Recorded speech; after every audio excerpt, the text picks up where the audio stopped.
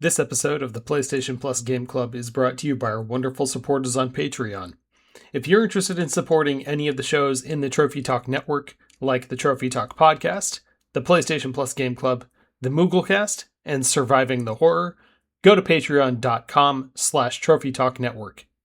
You can also join the Trophy Talk Discord for free, and it's where you can connect with our community, participate in special contests and events, and write into our shows. Your support on Patreon makes all of that possible. So a special thank you shout out to Pat the Trophy Hunter, King K6969, Against Me, Jordan Vickers, Gary Cooper, Diego Juan, First Mage, Super Hans, Faux Rambo, Ryan Wolven, Spencer Van Eaton, Chaz Bilby, and Rob Stevens. Thank you again to everyone for your support on Patreon, and with that, enjoy the show.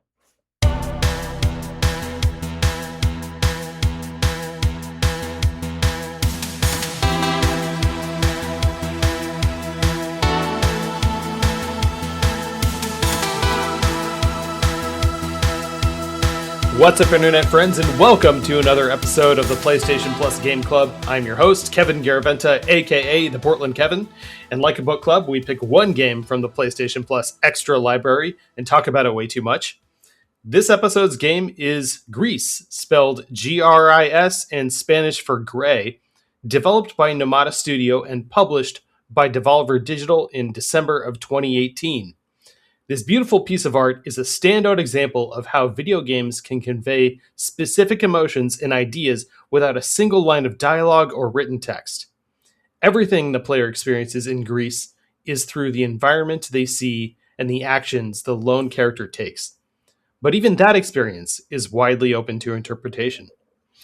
So, to provide their interpretations with me today, first we have a good friend of mine in the Portland area, Kenny Albanese. Welcome to the show. Thank you for having me. How's it going? It's going well. How's your morning going? Good. Very good. Excited to talk about this. Good. It's something that I played a while back and just thought like this would be a good one to interpret and have some interesting conversations about. So I'm excited to get into it.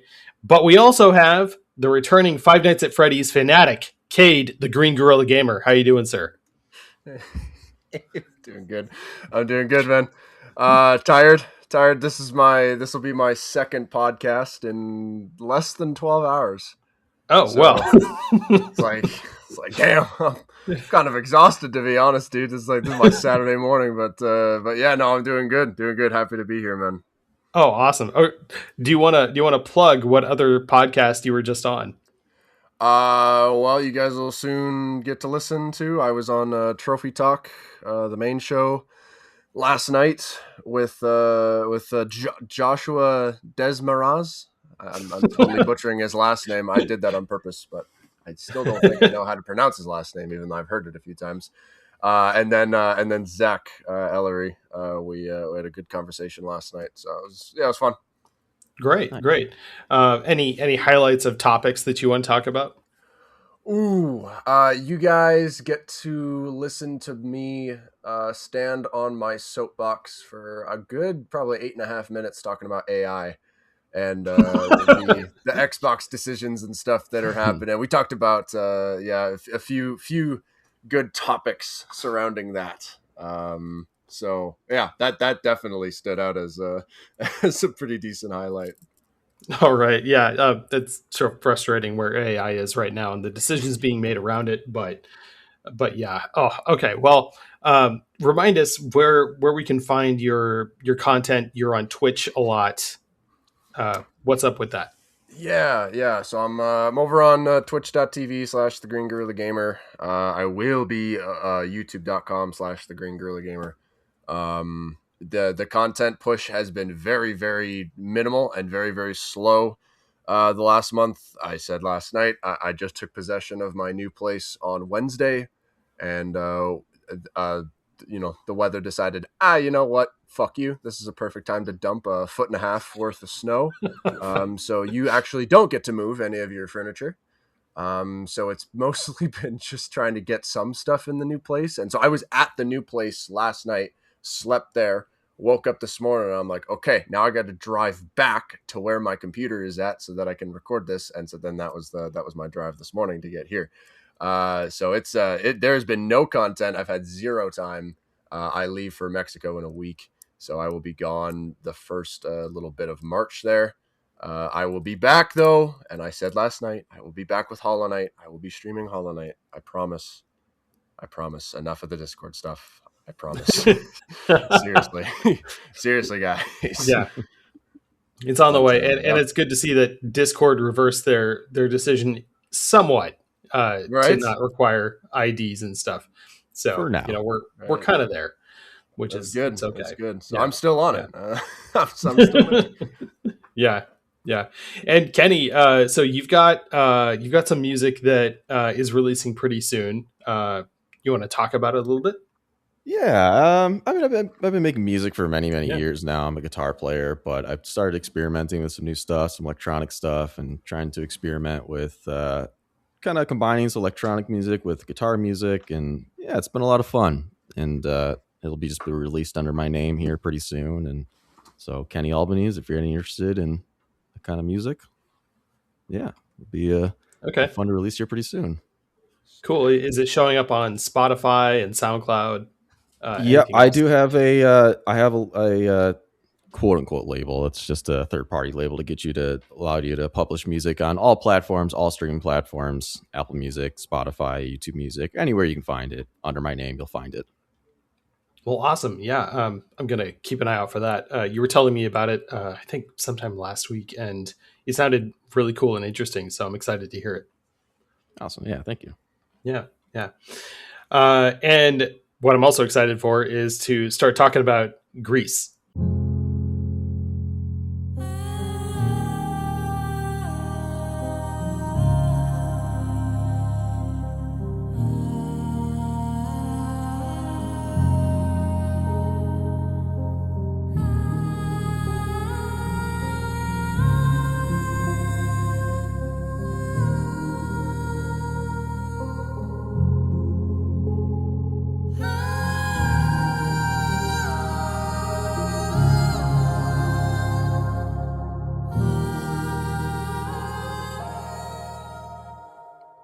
Very excited about this. Good. So first off, we are going to start with some plat shoutouts that I pulled from the Trophy Talk Discord. Remember, you can send in some screenshots of your platinum after you've earned it for playing the game that we are talking about for the month. So we just got just a couple here. First one coming in from Fro Rambo. You might remember him from the Thank Goodness You're Here episode. But he said, my plat post for Gris from last year, which was platinum number 64, and he earned this like way back in sometime in July of last year, I think. But Gris, another quick platinum for a PS Plus game. It's a pretty short and straightforward platformer with some light puzzles. The draw here is the art, which is really stunning, and to me, reminiscent of the super clean style of French artist Mobius. He sent in a link to what some of Mobius has done, and then said, there's also a sort of story you can infer about overcoming grief, which is kind of a cliche at this point, but it's well done with a light touch as Gris moves through the gray world, Gris being the character that we play as, and brings back color by moving through the stages of grief. Anyway, it's beautiful to look at and a chill sort of platinum. Thumbs up. There is definitely an interpretive slant that this takes where you kind of feel like there's a heavy amount of sadness in this world just at first. Did not to dive into it too deeply yet, but did you either one of you pick up on that right away? Oh yeah. Yeah. Oh yeah. I thought it was pretty obvious. What it was kind of going towards with the red. The red was obvious. It was anger, for sure. Yeah, color theory is real. Like that is a legit thing that works. If you convey if you use certain colors in a painting or in some form of art, it conveys certain emotions. Like there's been studies on this for years. So that is a real thing that happens and exists. For us, we're very simple creatures. We see it. It's like bulls. They see red. They're like, oh, red. It makes us angry. It's like, no, we're exactly the same. Like the fuck you mean? Yeah. It's exactly the same. Y'all poke fun at the bull. It's like, oh, he's running at the red handkerchief. Let's all point and laugh at the bull. It's like, yeah, we're the same. We see a red light on our way to the grocery store. We get pissed off. It's the same. True, though. It's the It is same true. thing. That's hilarious. Oh man. Well, yeah. Thank you, Faux Rambo, for writing in and sharing your plot and your thoughts about the game. We also have Fate Prime coming in, and he's on a 4 platinum streak for the game club. So this is his 4th one in a row that he is finished and wrote in about. So he said, the art style steals the show here. I had no idea monochromatic backgrounds could have that much texture, and loved the way the colors bloomed in places as if someone placed paint droplets in water. By the end, you're navigating through those mosaic-like megastructures and getting lost in the backgrounds, literally. And yeah, like the art style, I feel like is the most striking element of this game. And we're going to talk a lot more about that in a minute. So I have to agree with that. He also sent in a question that we are going to save for later, getting to talking about some of the interpretations that we can have about this game. So again, Fate Prime, thank you so much for writing in and keeping up with the show 4 months in a row. That's fantastic. Either one of you guys have anything to say about specifically the color style of this, just top line, before we dive deep into it? Man, I mean, it conveys a lot through just 4 colors is essentially this entire game. It's RGB, red, green, blue, and then yellow, when you full colors in spectrum. And the first hour I was kind of left going, this is saying nothing, and then by the end I went, oh, it's saying a lot, and I didn't realize how much it was saying just through colors, no words. And it felt, I'm excited to dive into each color. How about this journey? Yeah, no, that's a good point. I am excited to talk about like the different uses of them for sure. Yeah. Well, just to start off, and first of all, thank you, Fate Prime, for writing it again. That was fantastic. We'll get to your question, but just to start off talking about the game generally, to give a few people an idea of what this looks like and what the game is. Because like my mother-in-law, Rosemary, shout out, hey, Rosemary, she listens to the show and doesn't often see what these games are. So to give you an idea about the gameplay, you're just playing as a character that is moving from left to right, and you are often jumping on platforms to then help solve puzzles and reach new places. Occasionally, you do unlock some sort of new ability to sometimes float through the air rather than just drop after a jump. You eventually also are able to sing, which activates certain things around the character. But other than that, it is mostly just trying to find your way around some striking environment. That's it. So the gameplay is relatively simple, and it really is more meant for you to experience what is being shown to you rather than like figure out something in this world. Either one of you, like Kade, would you agree with that it is a very simple game in terms of like actually playing? For me, yeah, totally. I say for me only because coming from the guy who loves Hollow Knight, one of the hardest platformers out there. But coming from the guy who's got 530 hours of Marvel Rivals, like I like to torture myself a little bit, if you know what I'm saying. No, it's an easy game for sure. Like it definitely doesn't ask a lot of you. Just simple puzzles here and there. But I'm starting to get a window into what it's like for someone who doesn't play video games very often. Like, and this, like, that's definitely not my wife. My wife plays a lot of video games with me. I lent my PlayStation 4 to my sister, My younger sister, and we grew up playing like Minecraft together, like other like video games when we were kids, like Mario Kart and shit like that. But I lent her my console because she was bored and needed a hobby and needed something to do. And I was like, well, hey, take this. And I downloaded a bunch of games for her because she has no idea what genres she's interested in because she doesn't play anything. So I picked out some games that I thought, it's like, hey, you're going to like this. And this game was actually one of them. And she got stuck a lot because she doesn't understand certain concepts of like solving puzzles in video games. Like it's quite interesting. So I would go over and stuff and see her, be like, okay, what are you stuck on this time? What do you need help with now? And and then she'd show me and I'd do it in like 20 seconds. and then she'd hit me and she'd call me an asshole, and it's like, yeah, okay, it's fine, whatever.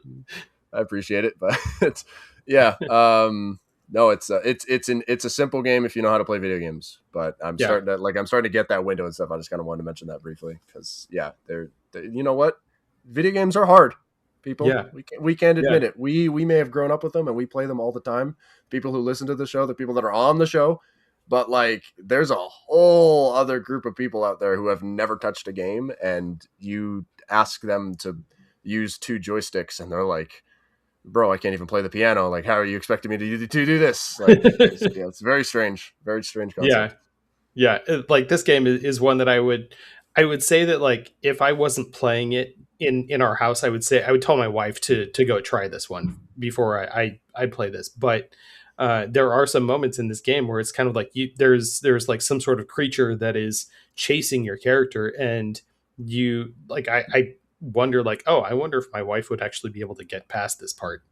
And there are some hurdles that non-gamers might find like very difficult to get over here. And it's just like there are certain things that we take for granted when it comes to being able to play these games. And I understand that. My wife and I are having a hard enough time getting through Split Fiction right now, but like we are powering through it. And I often have to remind myself like, oh no, she's not used to controlling the camera and a character at the same time. Right. So, we have to get used to that. But yeah, like Kenny, any thoughts about the very simple gameplay here?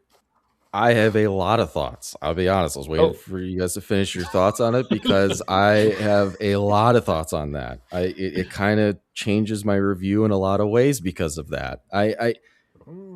This game is one of the hardest games I've ever had to review. This may be my first ever public review, but I think about reviewing a game in my head often when I beat a game, and I think of a review and kind of to myself. And this was one of the hardest games ever because it can be looked at in 2 ways. It can truly be looked at as a piece of art, and it can be looked at as a game. And I don't want to jump the gun too much, but just to make my point, I think as a game, how about this? As a piece of art, I think it's phenomenal. It does a really good job at what it's trying to convey and do. As a game, I think it fails miserably. And that's my biggest problem with this game. No.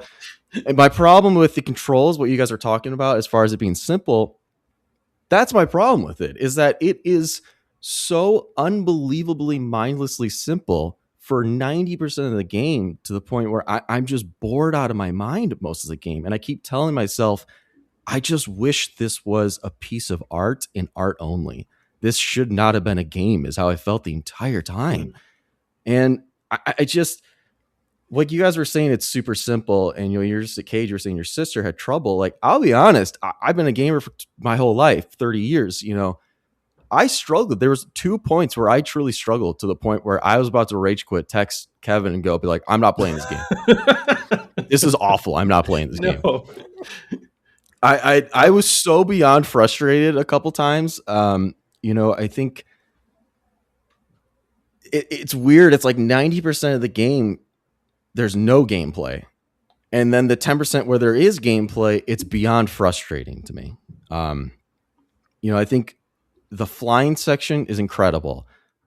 But then you add flying with water jumping, and I go, what are we doing here? And then you add the water jumping, flying with the mirrored section where you're flipping upside down, and you have to do the most precise, perfect jump while flipping the mirror around, or you will miss it. And you do that twice. And I almost rage quit on both of those times because I lost it. I was so mad at playing that during that. Bro has not played Super Meat Boy, and it shows. I beat Super Meat Boy, 15 years ago? I played all through Hollow Knight when that first launched. Damn. This game angered me beyond belief in 2 sections that I wanted to rage quit this game and never touch it again. Wow. Truly. Oh man, I do want to go through all the colors like you said, but man, like getting to that point near the end, I want to know like what really tripped you up, because I didn't have any trouble. I'm so sorry. For sure. I mean, I think I had a couple times with, like I said, in the water section. I like the water section, but then they add the water section with the red birds. And so you jump out of the water and then you do another jump with the birds to get up to another section. Yeah.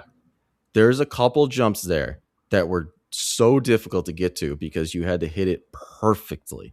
And then they added the part where you had to do the jump out of the water into the red birds. And then you had to flip the mirror over to hit the jump land. And there was 2 times when you had to jump out of the water, jump up the red birds, and then hit the mirror. But when you flipped, you couldn't make the jump too soon or too late. You had to be the perfect window. If you went too late, you got flipped up and you would miss it. If it was too early, it was the opposite, and you just land at the bottom.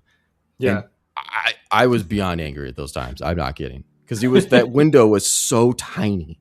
And I was shocked at why this window was so tiny while the rest of this game is so simple and mindlessly dumb. Like, simple. So I was a little irritated with that. But again, it comes down to the fact that I really looked at this game in 2 lights. I had to look at it as, this is a video game. This is a piece of art.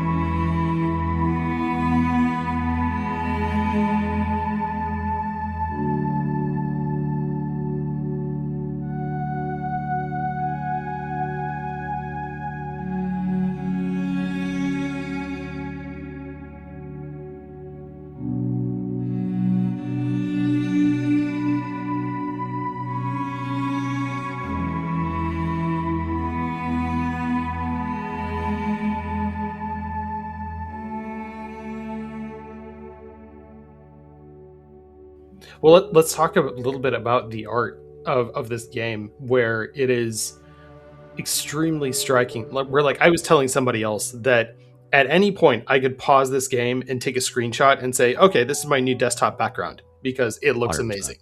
And you could pause at any point during the cutscenes, during just the moments where you're walking through an area or jumping around, and still you could pause it and take a screenshot, and that's it. It is amazing looking. And everything is like hand drawn. It looks like it's also hand animated, so it's moving at like the right pace for it to look like a music video from the 80s or something. And everything, it looks like it's like painted in watercolors. It's beautiful in those terms. And like you were talking about how this looks as an art piece, like how would you look at this as an art piece rather than a game? I think this game should have been either a short story or a short film. Because if you were to remove all of the platforming, there's a beautiful piece of art there. But most of the time when you're doing this platforming, it's not fun. That's my biggest problem. I think the biggest part where I noticed it was there was a Ferris wheel. and you climb up the Ferris wheel. You go to the right of the Ferris wheel, you climb up. You go to the left of the Ferris wheel, you keep going up, and you hit the Ferris wheel top, and then you just go down. And then it zooms out of the Ferris wheel. I go, why did I do this?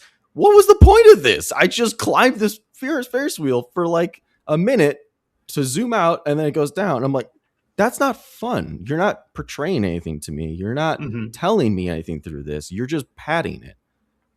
And that's my biggest problem is you can reduce this entire game to a 30-minute short film, and it would be beautiful, and it would still convey the message exactly what it wanted to convey. And I think that's my biggest issue is this game doesn't convey its message through the gameplay. It conveys it through its art, meaning what was the point of the gameplay then?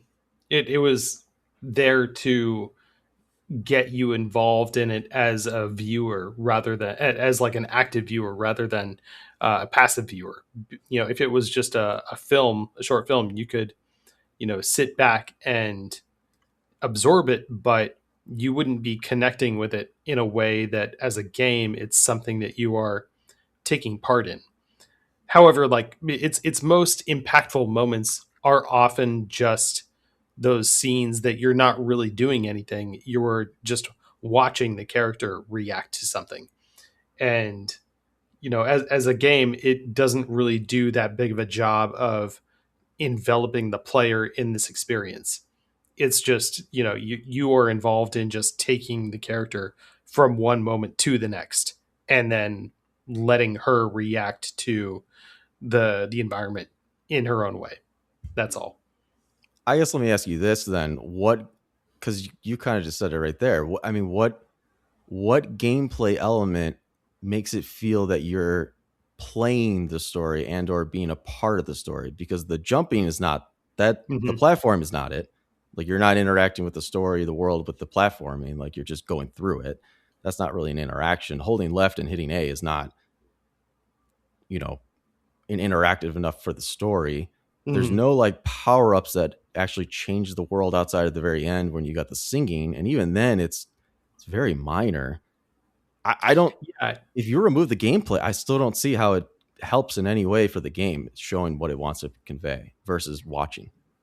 Yeah. And I feel like that singing power up is the most impactful thing that you have in terms of impacting the world and having some sort of agency when it comes to what the story is. There's also a very brief scene where you are escaping some kind of monster, and you know you can interpret that as like part of the grief process, but that particular scene still has you involved in playing the game. But even if you fail at escaping that monster, the scene continues, so there is no real fail state in like trying to escape. It's just that how you escape, whether or not you get like caught in the jaws of this thing, is like, you know, it changes like how the scene plays out, but the end of it is going to be the same all the time. It's just like, you know, Gris tumbles forward or you know might just escape the jaws of this giant sea monster that's chasing her. And that's like one of the only moments where I feel like the story itself is interacting with the player. Other than that, it is, again, like you said, it is just meant to be like a beautiful art piece that you can observe. And that's all it is. But the art itself is incredible looking. You know, on top of that, there are like animations where, like in one of the scenes where there's a dust storm coming through, and the dust that rolls across the screen is almost like it is a superimposed image of a different effect in a different style of the game. So it is noticeably outside the rest of the style of the game, and is sort of like out of place in a sense, but in a good way that grabs your attention and says that like something is off in this world. So, Kate, like, do you have any thoughts about the art for this game? I do just want to say, yeah, he's not wrong. He's not wrong. I don't agree with him. But he's not wrong. Yeah. I literally, there's a, if anybody knows, there's this GIF or whatever, these two gophers, and someone slapped some text over it, and the text is literally just hold up, let them cook. And that's it. That's all I saw in my mind. I was like, oh my gosh, it's these two fucking gophers all over again. This is crazy. Yeah, I mean, so I'll say I went to the Van Gogh interactive exhibits. This is a few years ago, I guess. And I still like I can vividly see it in my mind, even though it's been a few years. 'Cause I just I love art. Like I love art. It's something that I can appreciate. Is there some art out there that I don't get and it looks stupid as hell? Absolutely. And I think some art shouldn't exist. It's like I get freedom of expression, but like, why'd you tape a banana to the wall and call it art? You're an idiot. I don't know what to say. But no, I went to go Van Gogh. Van Gogh's an artist, and I went to go see this. And there, towards the end of the exhibit, there's this room that you walk into, and the floor, the walls, the ceiling, everything is Van Gogh.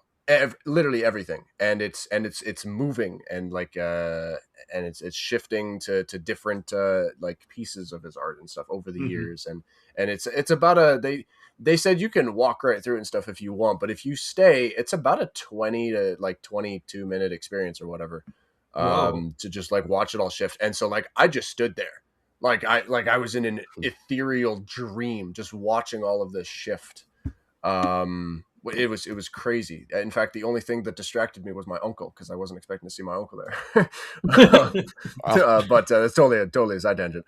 But if you had put a controller in my hand and said, "Hey, hold the left stick and hit A," I probably would have said, "Absolutely! Come on, give that to me." I would have done that.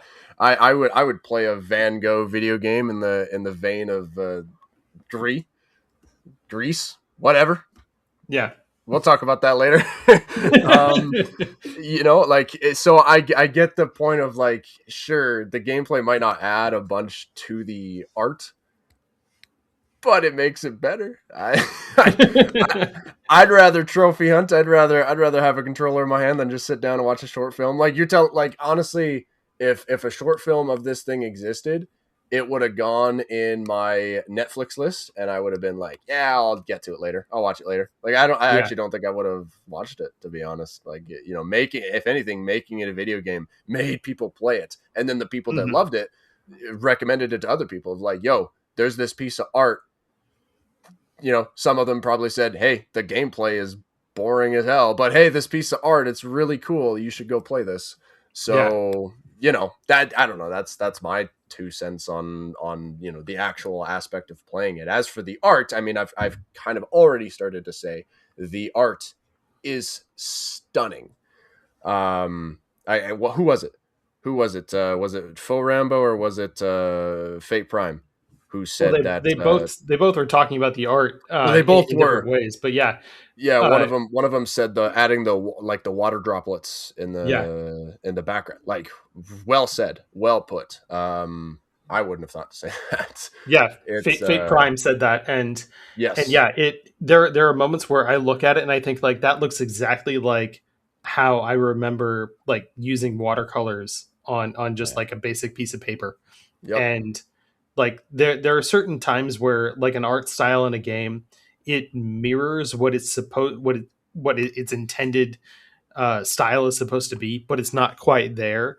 This is spot on of no, this is moving watercolors, and it is perfectly done, and it doesn't have any fault in trying to mimic those things where sometimes there's that style of a game that is called cell shaded, and it's supposed to look like a comic book, but it's not quite there. It in this case, looking like watercolors, it is spot on. It's perfect.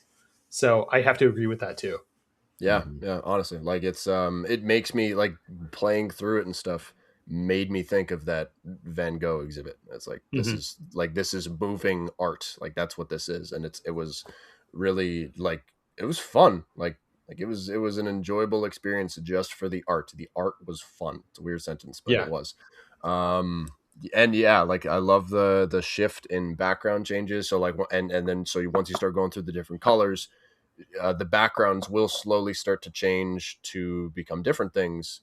I should pull up I have my console in front of me. I should pull up a couple of screenshots that I had taken from it. I know you're not going to be able to see them because guess what? This is a podcast. But I'm going to be able to describe it a little bit easier so that I can visualize it. Okay. Yeah. Like even the background and stuff, when you start getting into green, now you're in this kind of like, forest area.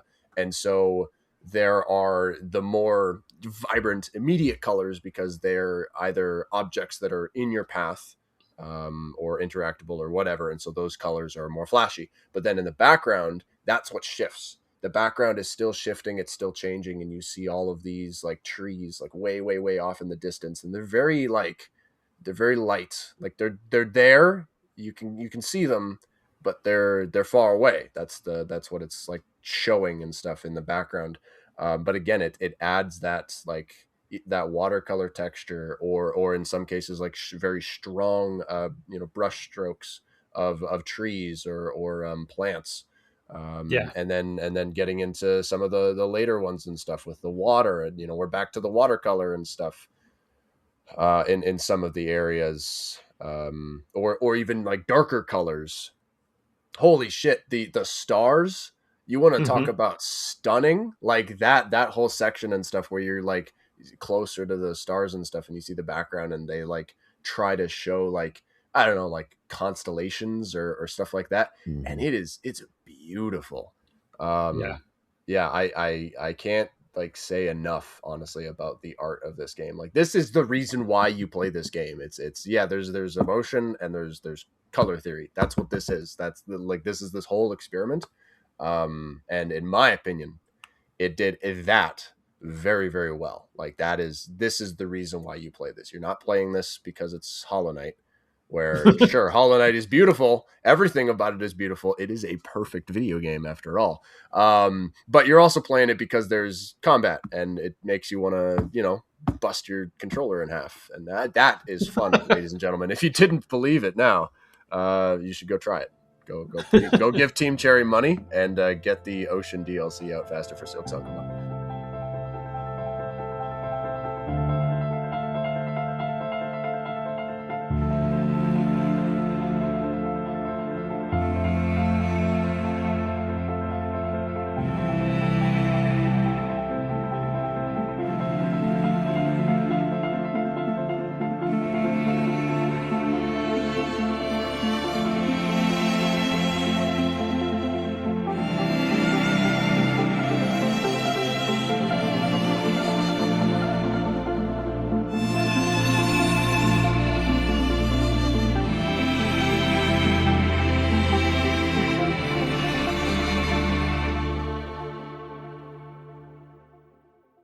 Okay, well, at one point, you said instead of saying Gris, you said Gris. So that there was a bit of a debate popping up in the Trophy Talk Discord about whether it is pronounced Gris or Gris, and I land on the side of it being pronounced Gris because the developer is based in Spain, and so I run with the Spanish translation. But before I knew that, I would pronounce it Gris. And every once in a while, I slip up and pronounce it gris, which would be French for gray.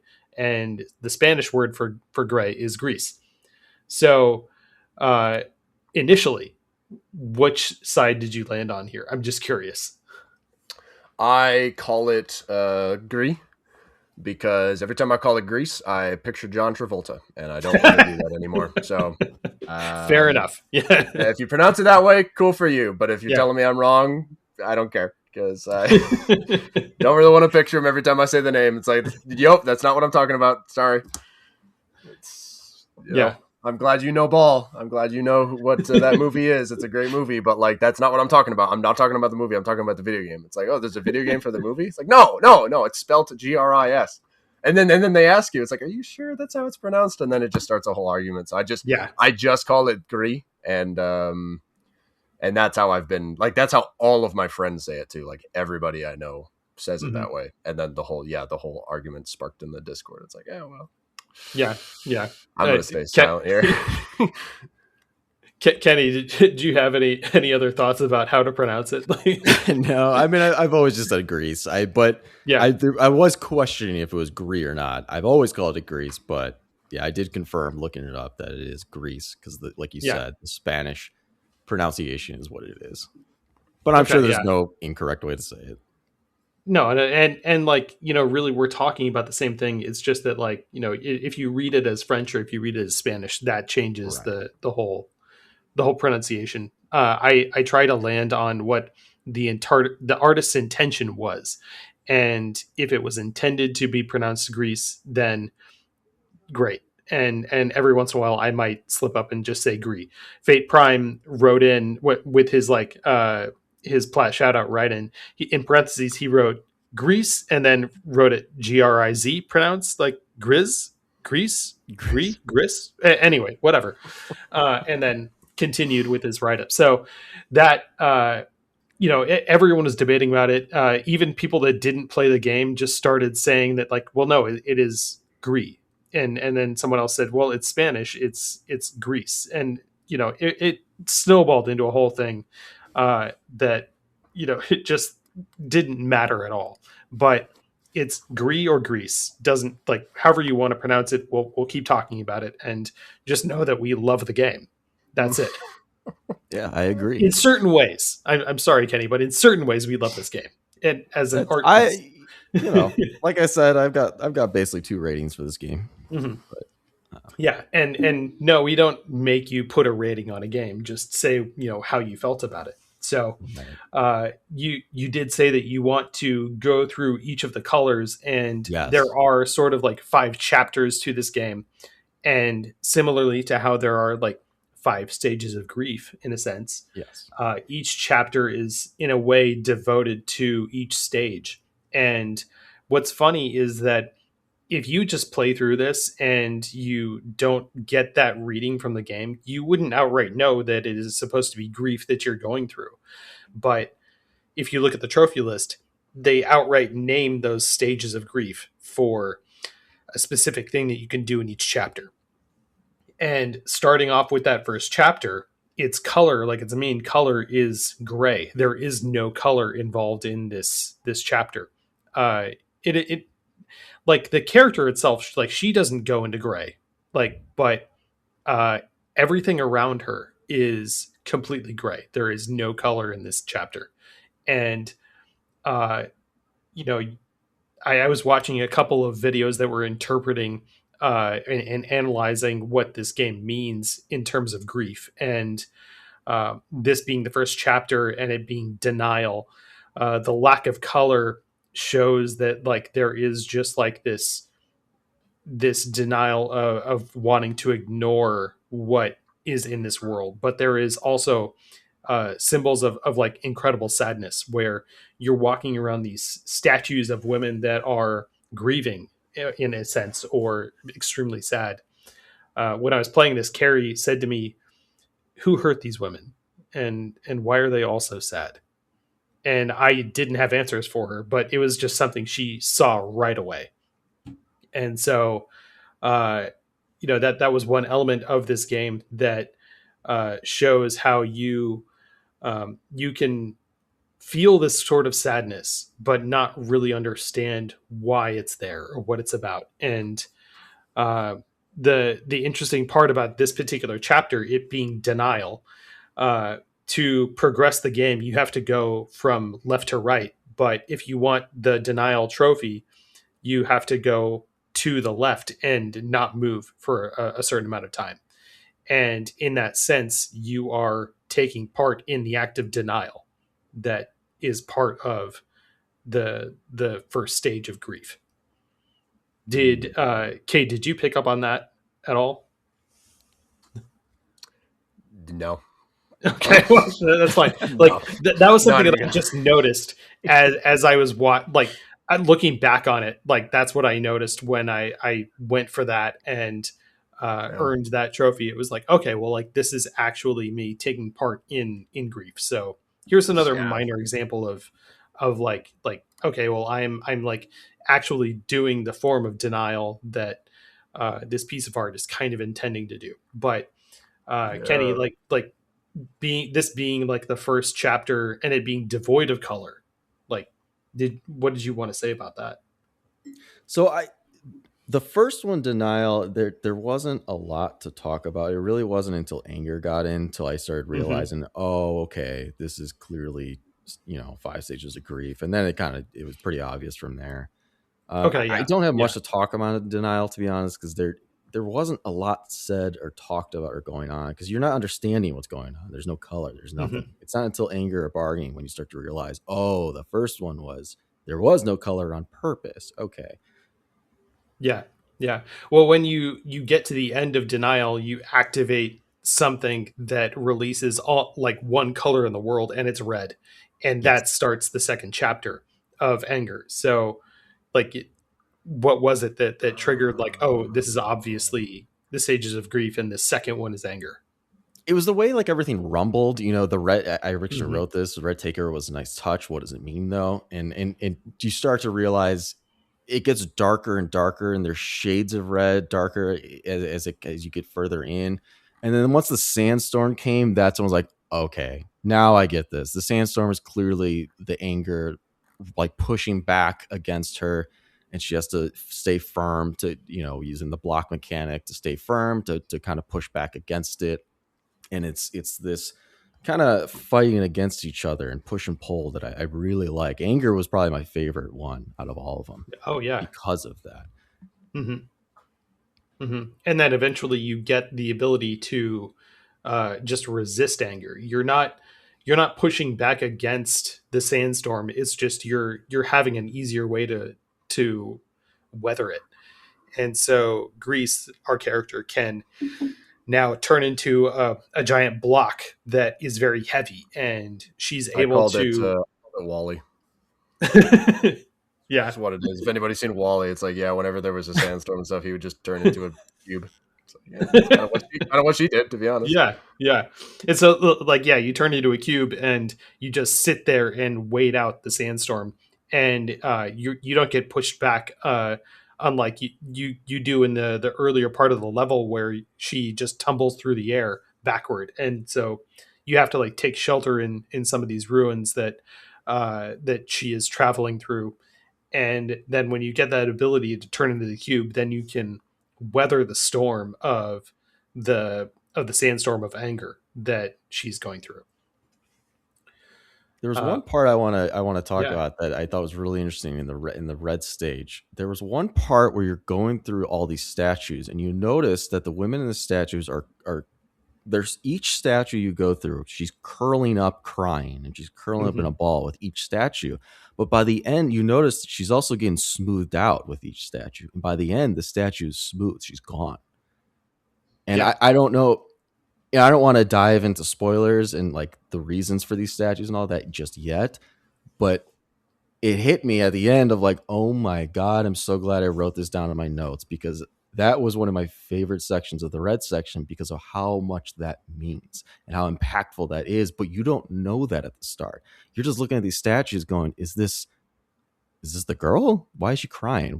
Why is she being curled Hmm. up in a ball? Okay, she's gone now. What the hell happened there? Why is the statue smooth and gone? And Yeah. oh, that part's genius. I love that. Well,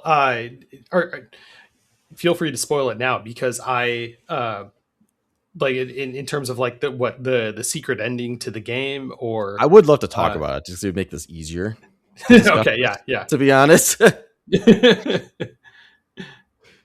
But yeah, I guess I should just say it. Like, this is her mother, Uh-huh. and we find out that this girl crying with the longer hair, because I noticed the hair length was different, and I was like, well, is this her in the future? Is this like the past her? And you learn Yeah. it's her mother, and that's why I love that statue part, because you understand that that statue is showing the loss of her mother.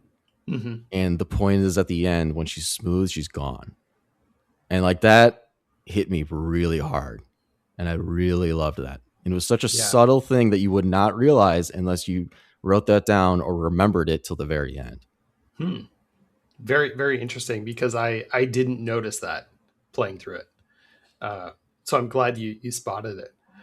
But yeah, like the whole idea that you're still seeing these women in sadness at this point is very noticeable, because there is a moment where you're inside this giant ruin, and it's still in the red chapter, but you drop down into another black and white section, and in a sense, like, that shows that there is like some sort of regression back to the denial phase, and then out of that denial phase comes a massive wave of anger that takes shape and becomes something angry in the later chapters. So these different elements of grief that show up in each one are not exclusive to their own chapters. So, it shows that, like, the stages of grief are not absolute, where, you could see anger show up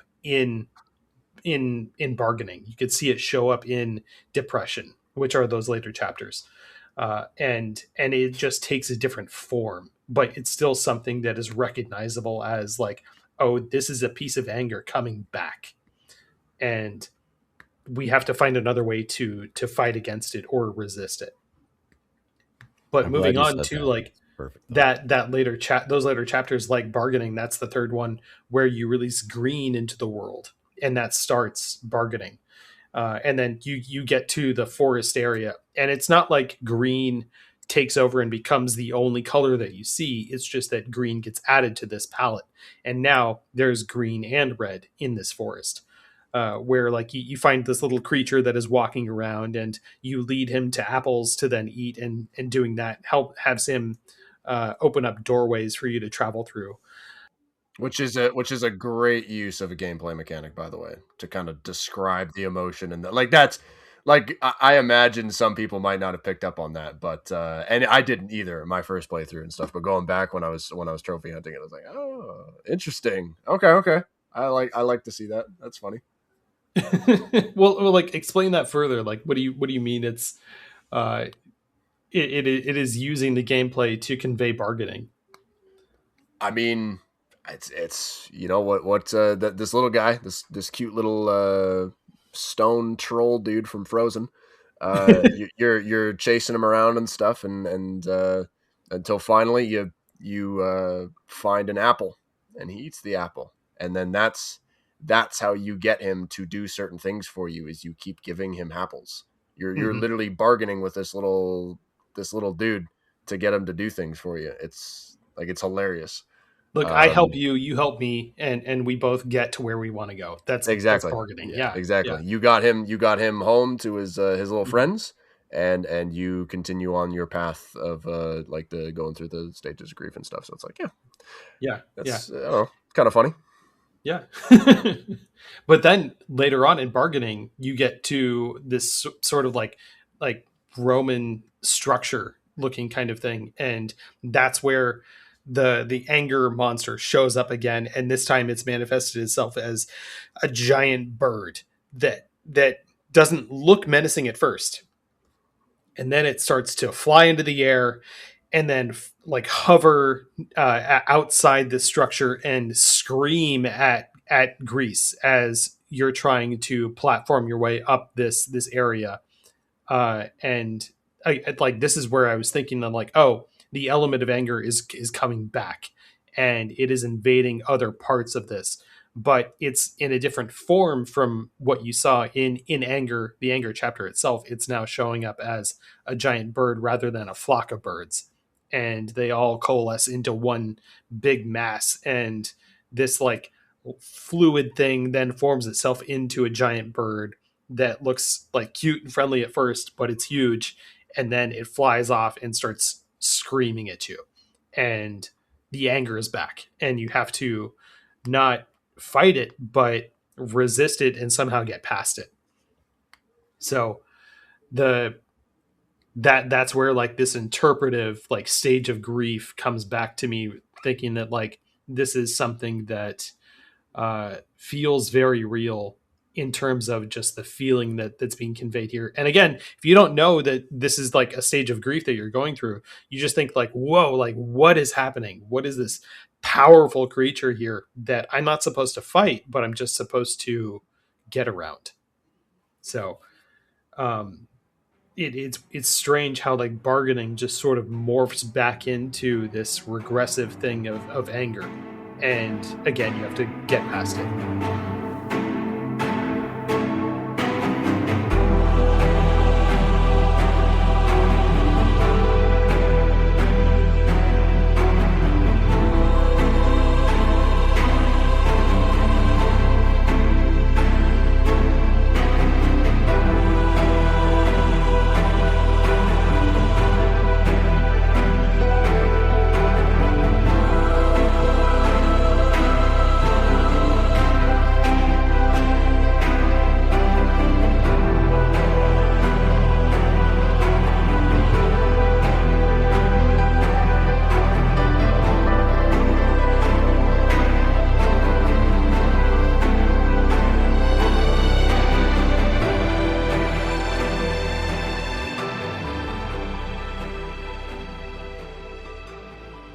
I really like that, what you said there, Kevin, because that's one of my favorite parts of this is that it, you mentioned the red comes back when you go into the green, and it does such a good job of this like back and forth in this. It's nothing defined. It's not you're in bargaining and that's it. It's it's like you get kicked back, it's kind of like life. It's the whole, what is it? One step back, two jumps forward, the opposite of that, whatever. It's the idea that I love how like in bargaining, one of my favorite parts that made me go and understand that this truly was 5 stages of grief, and that because at the end of the day, you are going back and forth between these. You're not hard to find. And when you're in the forest, there's God rays coming down and they're red. And I love that. It's so genius to be like, there's anger peeking through. Like you're in bargaining right now, but your anger is still peeking through. It's still there. It still pops up. And then after all of that, it comes right back to the bird and it comes back. And I that was, we talked about the first, just to bring back real quick, the gameplay element. That actually was what I wrote in my notes. The flying section with the bird, like that was phenomenal. And it's actual gameplay that's hooking and interesting. And I really loved it. That's my favorite section of the whole game. Yeah. I love chasing the bird. You're not sure if the bird is good or bad. And you start to realize, oh, this is what's bothering the main character. This is the anger, the sadness, the misery. This is what's causing this. That's what that represents. And you're trying to get away from it. And I love what it did, mixing the green and reds in that section. It did such a phenomenal job of portraying those two moods put together. I'm gonna make another one of my wild connections and stuff. Just kind of talking about that and like mixing of the colors and stuff. There's an episode of Friends, great show, and Chandler Bing, right, Matthew Perry's character, is going through a really bad breakup in early on in the show, and he is vegging. He is lounging around in his sweatpants, and Joey is trying to get him to get through like these 5 stages or whatever. I can't remember what it was specifically called, because he definitely didn't call it the 5 stages of grief. He called it something else, because the last stage is strip clubs, and that's okay. All right, cool stage, whatever. But he's in his sweatpants and he's sad. He misses this girl, and he starts to like, and then Phoebe and Monica and Rachel, they're trying to help him and get him past this and get him out of the apartment and make him feel better. And he starts to get feeling better. And then he has a setback. He saw her on the street, and it made him sad, seeing how like happy she was or whatever it was at the time. And so then that sets him back, and now he's back in sweatpants mode. That's what this is. Like literally, this is sweatpants mode. This is like he's all these colors and stuff that they're mixing and stuff. These setbacks that this character is going through. Of now the anger's come back. Now the bird's coming. And it's like, yeah, this is sweatpants. Yeah, that's what this is. Yeah. It's just this is the metaphor that they're portraying in the game, but in real life, obviously, there's not a massive shadow bird coming after us, so sweatpants is probably the easiest way to describe that to somebody. So yeah, good analogy though. Yeah, it is. It's used a lot in media. It's actually kind of funny how often that is used. I have another crazy analogy I'm going to say for later, but okay, look forward to that then. Okay, good. But Real quick, I just want to say though, I had a note here early on to add to that, and it's essentially a lot of these games. It's the joke of you hold right, but this game didn't do that. I noticed at the start you're backtracking, you're going back, and then you're going right, and you're going left, and you're going right. I'm like, what is happening here? And then I'm like, wait a second. This is an analogy. The point of this is supposed to be like you have to go backwards in life sometimes to go forward. And that's how I felt it was trying to do at the start of this back and forth, back and forth. I was like, what the hell is it trying to do here? And I was like, then it finally pushed forward. And I went, oh, okay. I think it's trying to, kind of give that to the player that it's okay. You got to sometimes go backwards to move forward in life. Yeah. Metroidvanias are actually just an analogy on, the stages of life. That's what it is. Actually, that's crazy. I did not think of that. Is that why that's my favorite game of all time? Yeah, right. Oh my gosh. What does that say about roguelites being my favorite game? What, I have to die again to come back and try and be better? Like, damn. You got life under control, I guess. I don't know. You like to be beaten down and have everything taken away from you? But you know how to persevere. Oh my gosh, no way. Oh my gosh.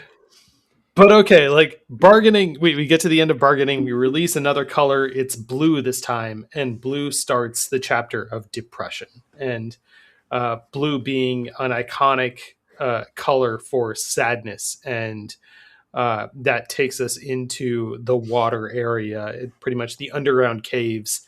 If you were to equate each of these areas as like a place, like we had anger being the desert, bargaining being the forest. Now we're going to the underwater caves of depression, and down there, everything is blue.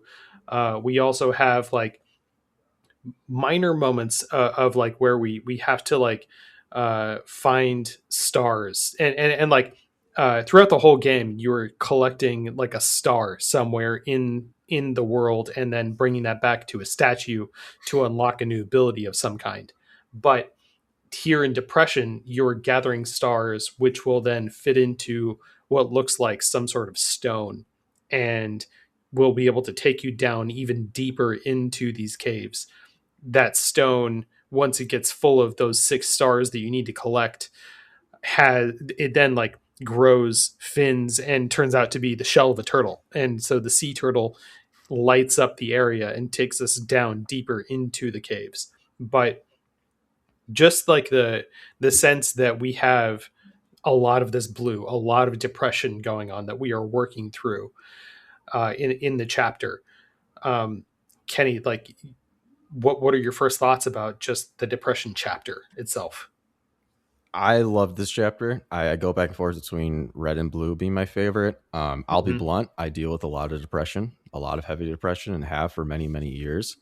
And I think this portrayed it very well. I love the fact that the moment it turns blue, the rain starts. And I went, oh yeah, that's perfect. Yeah. That's such a subtle, nice. I love that. I love the fact that you notice that, at the end of the day, depression is a deep hole. It's a hole. Mm-hmm. And I love the fact that in this chapter, that's exactly what you do. You dive deep. You go deeper and deeper and deeper. Like you dive straight into the hole of depression. And it's kind of what it feels like. It's a water level, right? You're sinking.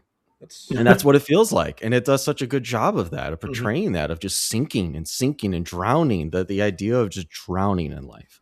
I feel that often, unfortunately. And so like to see that portrayed through that image, it was done so well. So well. Did you notice that when you fill the turtle with its 6 stars, it glows bright red and takes you down deeper into depression? So in sort of embracing the anger as it comes back takes you deeper into depression. And that's, oh my, like I just, because you talked about going deeper and deeper, I thought of like, oh, the turtle turns red and your anger comes back and it takes you even deeper into that hole. So yeah, I really appreciate you sharing that. Yeah, it's the mix of colors. I kind of going back to the start. I don't want to go back to the start too much, but just kind of like at the start again, mixing the colors. You notice in the red chapter, the trees are just branches. And then in the green chapter, those trees are still there, but now they're covered with leaves and green. And then eventually the water comes in, and now all 3 colors are filled in. And Yeah. I just think it does such a phenomenal job, like you said, with the turtle. Again, it's the idea of you're coming back to these stages. They come back. Like, that's how life works when you're going through a lot of pain. It's not just so black and white. And I love that you brought up that turtle section. That it really is.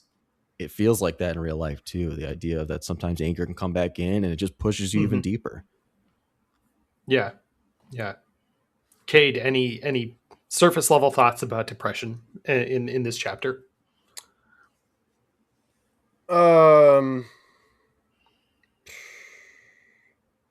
I hated the eel section. Oh yeah. Really? That pissed me off. That was the one section that didn't bother me. I was like, man, I wish it wasn't tied to a trophy. Like, it's it was fine. Like, there's nothing inherently wrong with it. It's more so just the trophy that it was tied to. And I'm like, this is just annoying. That's the fair. eel section I thought was actually very moving and very striking. Just as like a moment for the game itself. Because again, like, this is that moment that I was talking about earlier where you're taking part in what is happening to the character. But the outcome never changes. She'll always get away from this eel. It's just how you can avoid it, or whether or not you can avoid its jaws, changes her reaction to it. Because if you do get caught in its jaws, she tumbles forward like she tumbles backward in the sandstorm. She tumbles and falters, but then continues swimming. And eventually the sequence with the eel just ends. So it is more like an interactive scene that you're having some kind of part in, but you can't fail. Like, it doesn't have a fail state to it. No, there's no loss in this. No, but the moment that you're like running from this eel, first of all, when you get to your deepest level of depression, that's where you find a giant statue. And when you climb into the hand of that statue, it activates your 4th color, which is yellow. And you're not out of depression yet. It's just that color is activated. And so that's when you start to climb out of the world. But when the color is activated, the eel mass shows up, and it just shows up at first covering the statue in its like black liquid, and then it changes form into the eel. And this is the bird monster returning, but this time it is an eel that is chasing you, and you just have to evade it as you like swim upward through the tunnels. Eventually you get to like some points where you've like evaded it enough that it is not chasing anymore, and you're going through the blackest parts of depression, and just certain points are being lit up by the yellow that you've now added to the world. And then suddenly there's a jump scare and the eel shows up again, which I thought was really cool. But it continues chasing you. And this was one of my favorite moments of the game, where it's chasing you and its jaws are about to close in on Gris again. And the camera zooms in on her as the eel is about to eat her for good. And the turtle bursts through the eel upward, like it is sort of just sweeping through the entire monster. And the music crescendos. And at that moment, I got chills. It was like, oh, God, I couldn't believe it. And you sort of just ride the turtle up into the area that is like the shallow caves area. It's not completely out of depression yet, but in a sense, like, the anger itself has vaporized the monster for now. And this is like, I feel like this is where anger itself has become sort of a tool that has gotten Gris out of depression. Kenny, how did you feel about the eel section at all? Yeah, I mean, I really liked it. I thought it was it still kind of felt a little bit like just mimicking the bird section. So I was like, well, okay, it's just more of the same. But I still liked it. I didn't like the fact that from a gameplay perspective that it felt like you couldn't lose. Apparently you could. I got an achievement for saying I didn't get bit by the eel. Which apparently you could get bit by the. I didn't know you could. I just assumed you couldn't, and you just couldn't fail it. Yeah, so like you can evade getting bit, and if it does bite you, she just tumbles forward and you continue on. So Okay. there is no failure state, but if you can avoid getting bit by it, then you get an achievement or a trophy, depending on what system you're on. And Yeah. that's just an added little bonus. And Kate, you were saying that like that is one of the frustrating things about this. Like if you're trying to Yeah. get that trophy. Yeah, it's just because the time, like, it feels like the timing's a little off. Like Yeah. the eel does kind of like a fake out, and then you think he's gonna lunge, and there Yeah. are, I guess I didn't read the thing, or the guide wasn't written well enough. I had to refer to a YouTube video to see what exactly like I was supposed to be doing, Yeah. and apparently there are some movements that the eel will do where the character will actually move on her own, Mm-hmm. so you Yeah. don't get bit. So if you dodge that, it actually might mess up your timing, I guess, and that's what was happening. So it didn't take me a ton of time, because it's a very short section. The thing that really annoyed me about it is, again, the wording in this guide was really ridiculous. Like, this is PSN Profiles, by the way. Like, this is the guide on PSNP.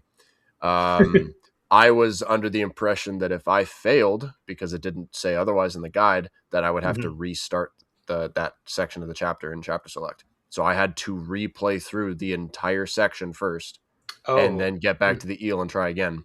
And it wasn't until I referred to this YouTube video where it's like, and if you get bit, just go back to title screen and it'll start you from the beginning of the eel section again, because it's a checkpoint. Yeah. I was like, you gotta be kidding me.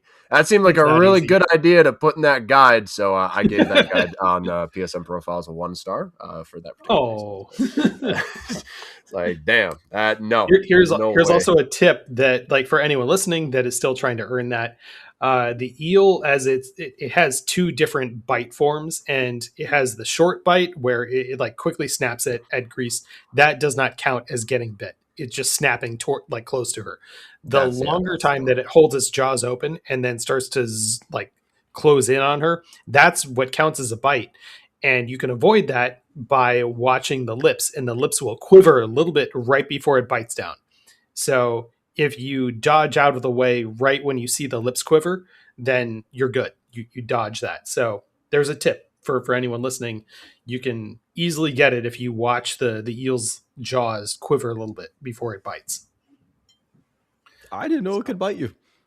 Yeah, I'm gonna be honest right now. I like it's the opposite of like someone who struggled with a couple of jump issues in this game. It's hilarious and ironic to be like, you could lose to this.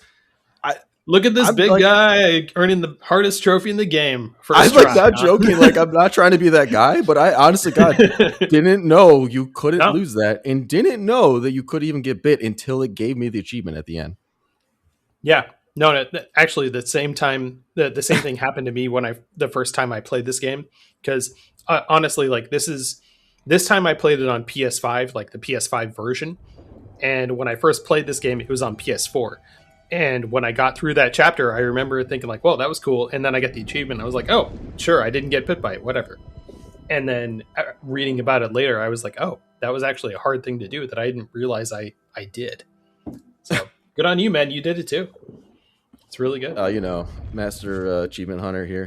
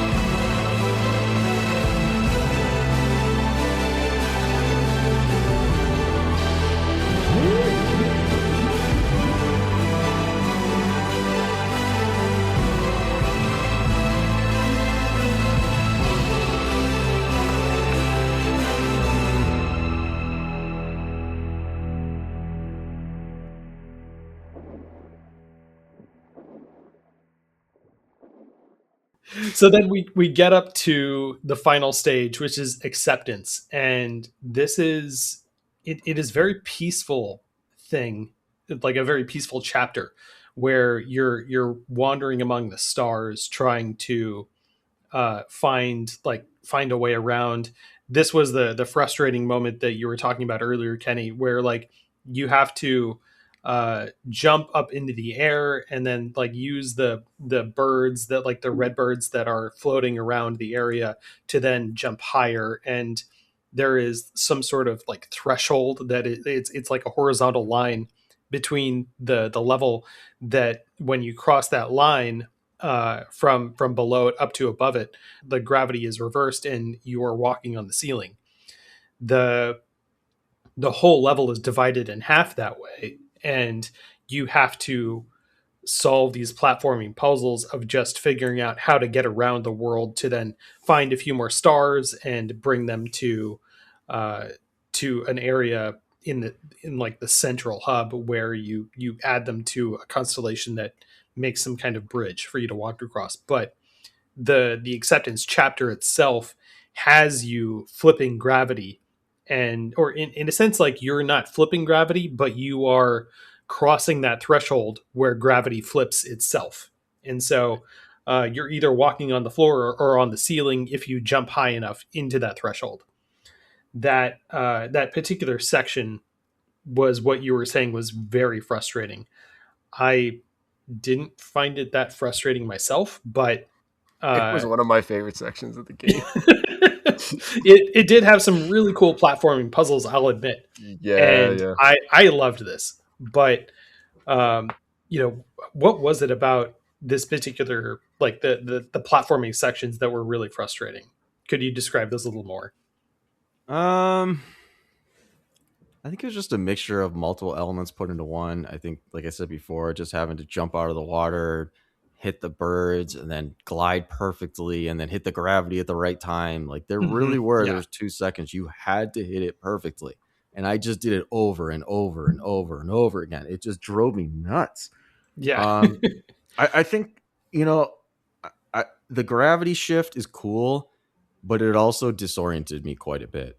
And it made me kind of not lost, but it just made me like, okay, I guess I'm going this way, and then I guess I'm going that way, and I'm like, I don't even know where the hell I'm at right now. Like, Yeah. I think the other problem is like it was almost so beautiful looking and so over the top from an art standpoint. There was many times where I couldn't tell where I could jump to and where I couldn't jump to. That got me often. Yeah, that's a good point, because the art here in this particular section is so detailed that it's difficult to tell like what do I need to interact with. Mm-hmm. And that got me pretty good. I understand that. Yeah. At the same time, I feel like this being the acceptance stage is this sort of conveying the idea that acceptance is a complex thing and something that you can't just walk your way through. You have to really puzzle through it and figure things out to completely understand it and completely get through that particular stage of grief. It's a good way to look at it. Can't say I looked at it that way, but that's a great way to look at it. It's not an easy thing, I'll tell you that. But I wonder if that was an intended idea here. It could be. I mean, like I said, it just most of this game is simple, and then it gets to this, and it goes, well, "What are we doing here?" This is where like the puzzle platforming really comes front and center. Where like you're not trying to evade anything. There are really no enemies to fight in this game aside from the bird and the eel, and here it is just. It is here to the area is here to have you figure things out at your own pace. So, as complex as they are, there's no pressure to like have you finish this under a certain amount of time. But no, it's really the only issue was there was a couple moments where if you missed a platform, you dropped all the way to the bottom. Yeah, and you had to like climb your way back up. Yes. And that frustrated me beyond belief because it happened twice where I missed it. And I was like, oh my God, I'm about to quit this game and never touch it again. Like, if I drop one more time. Yeah. Kade, like any thoughts about the acceptance stage? Nothing in particular for this one, honestly, comes to mind. Yeah. It was more so like I was heavily distracted by just the visuals. Like I said, the backgrounds in this and the stars are just absolutely stunning. Took a couple of screenshots. Like I'm gonna print them out and like pay a lot of money on displate to get a custom one and just hang that in my room. Like, Oh, nice. I kind of want to see a picture of that. yeah, they're very, very Awesome. nice. Like scenes and stuff in this. So yeah, no, I'm just it was a nice level. Like I had fun. Yeah. Playing through this one. Because the shift to like flipping upside down and stuff. Like I always like when games do that. So Yeah, it's a cool idea. And as you said, like just the visuals of this particular level are very distinct and striking. What's also interesting is that yes, yellow is the primary color of this stage, but it is clearly not the only one. There is still reds, there are still blues and greens woven into the scenery here. And so like Kenny, as you were saying earlier, how like these colors show up in from their old stages, they show up in different stages, in different forms. It feels like those different stages and emotions of grief are woven into this particular stage in a very meticulous way, where most of the time they are distinct and they're filling in something very intentional. And it's not like these colors are bleeding out into other pieces of the world or other pieces of the background like they were in previous chapters. They are much more intentional. And I feel like that shows that like, oh, these feelings are still going to be here, but they are now in their place and they're much more controlled. Right. And I noticed also, to add to that, all these colors are also in a dark world. They're in the dark background because it's at the lowest deep end, but it's Mm-hmm. controlled, like you said. Like it's controlled. And so you can tell it's like, even though it's dark, things are kind of smoothing out, in a sense. Mm-hmm. It's interesting how they did that. Yeah. Yeah. So then you get through that stage and you bring the stars that you could collect in the acceptance stage back, and you then ascend from the hub world across the bridge that you built with all your stars, and you cross that bridge and take Gris up out of this like stage, or like this world of grief, and she ascends to another plane, and that's the end of the game. However, there are some other artistic interpretations that you can take with this, and they're much more prevalent if you collect all the hidden stars in the game. And then there is like a hidden room in that hub area that you can only find by pushing up against a couple of walls and finding those hidden holes for you to go into this room. And inside there is just like what looks kind of like a starburst, in a sense, or like a ring with a bunch of lines coming off of it, and each one of those lines represents one of the collectibles that you could find, or the collectible hidden stars in all the levels. When you fill that in, it unlocks an extra scene that reveals, in a sense, who is being grieved over, or like what this grief is. And it's sort of like a secret ending or a secret scene that you can just get. And that secret scene shows our character Gris, and she is interacting with someone else that looks a lot like her, but is larger and older. And this is where Fate Prime's question comes in, that he had earlier that I was saving till now. He said, let's see, the game is clearly about grief, but are we playing as the one grieving or the one being grieved? I wasn't sure after seeing the ending. So, what do you guys think? Like, who is Gris in a sense? Like, who is our character? Is she, and who is she grieving? Yeah. I took it because I just got the secret ending. Like I just platinumed the game like earlier this year. And I hadn't seen the secret ending until that point. And I was kind of watching that cutscene. I was like, oh, this is nice. This is sweet. And sure, like you could be like, yeah, you're either grieving the loss of your kid, or you're the kid and you're grieving the loss of your parent. And I saw that being talked about and stuff. I kind of figured that because you're going through the 5 stages of grief, and I just kind of thought that you were like grieving the old version of yourself, like that's actually just you, like that younger, I had that thought innocence too. or something like that. So that's kind of how I took it, like playing it and stuff, because that childlike innocence. It's like, yeah, damn, I had no issues when I was a kid. Like really, in comparison to now, I was doing pretty good. And so I just feel like, yeah, no, that's just how I took it. For that, like that whole short little cutscene and stuff. I like that interpretation a lot because I had that thought too. I was like thinking in my head that it could be one of two things here. It has to be either this is clearly her mother because it looks like her, but it also isn't her. Yeah. But I also love the thought of, because I also had the same thought of like, well, is this her like seeing her older self, the mature grown version of herself? I think the only reason I don't go that direction is because there's multiple times where they basically tell you that the mother died. Because, like I said, the statue part where she goes smooth and she's gone. There's also another part where the statue is quite literally laying dead. I think it's in the blue section. The mother is quite literally laying in a deathbed.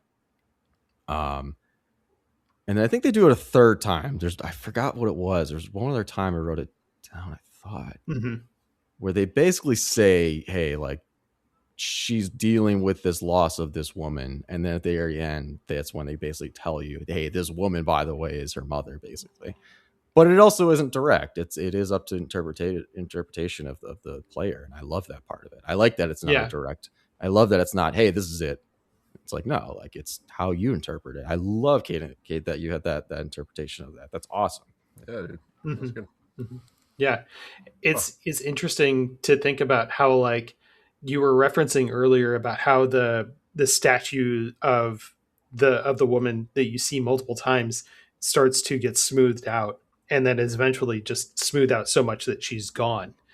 And that's one way to look at the memories of someone that you have that you've lost, where their memories starting out are very rigid and well detailed, and over time those memories and those feelings of losing somebody get smoothed out, and then eventually they get smoothed out so much that they are just gone.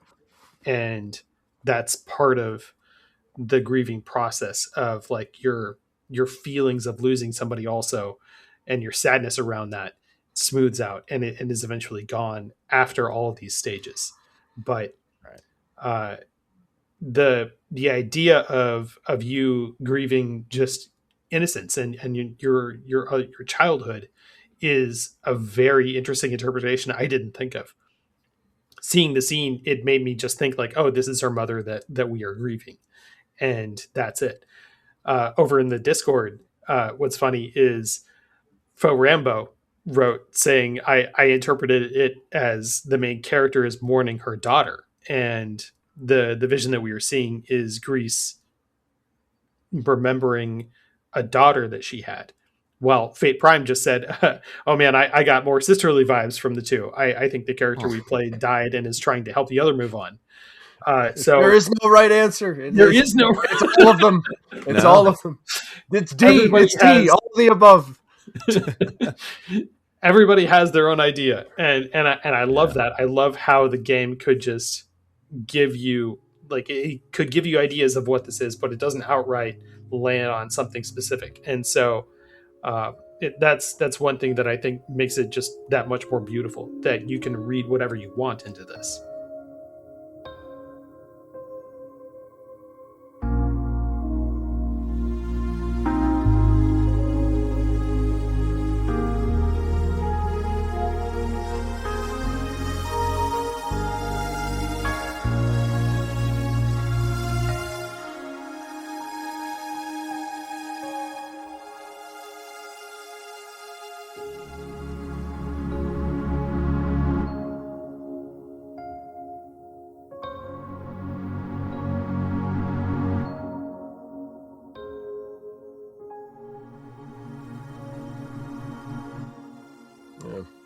I'm glad both of you were talking about the statues and stuff, because remember how I said I was going to make another weird connection at some point? Okay. So it's actually that, and I'm basically going to say because I didn't interpret that in any specific way. Like, now that I'm listening to you guys talk about the statues, it's like, okay, yeah, that's kind of cool. Like, I figured it meant something, but I didn't know what. Mm-hmm. But if I had a nickel for every time I've seen the statues used in some sort of metaphorical way, I'd have two. But it's interesting that it's happened twice in two different things that are nowhere near correlated to each other, and that's this and Despicable Me, of all things.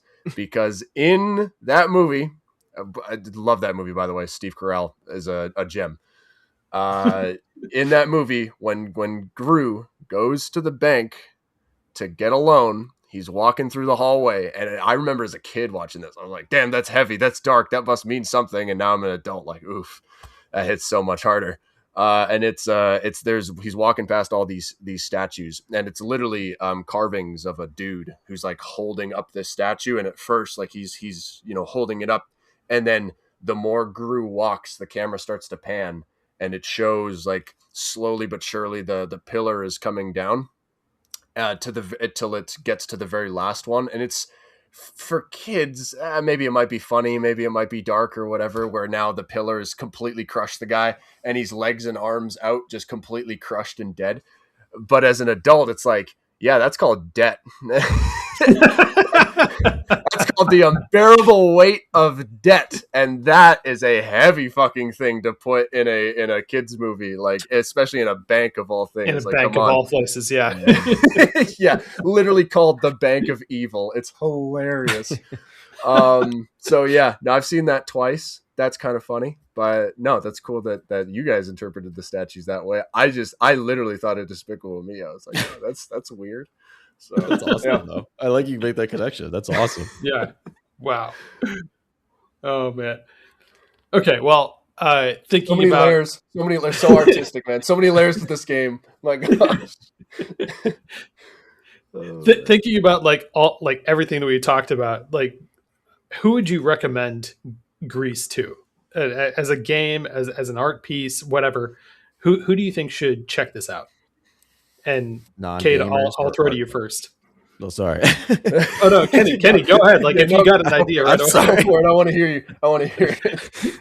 I just like, because it goes back to how I felt about the game. I'm like, because I kind of thought to myself in my head, so I apologize I said that out loud. I'm just like thinking to myself, I don't know, actually, because I'm like, on one hand I hate this game, and on one hand I love this game, and so I'm like, I guess it would be the art lover, of course, but also honestly, like, the non-gamer almost. Like, I think the gamer is the least likely to enjoy this game. I think more likely it's the casual, the non-gamer, or the person who just truly loves art or philosophy, actually, I would say also. Yeah. Good That's answer. my answer. Yeah. Oh, that's a great answer. Honestly, yeah. Yeah. It's actually kind of funny. That's pretty. It's similar to my own answer, but different in a couple of ways, because, like, I would, like, anybody who just, like, they can just appreciate art, or, like, appreciate more of, like, an experience. Because I mean, let's be real. What remains of Edith Finch?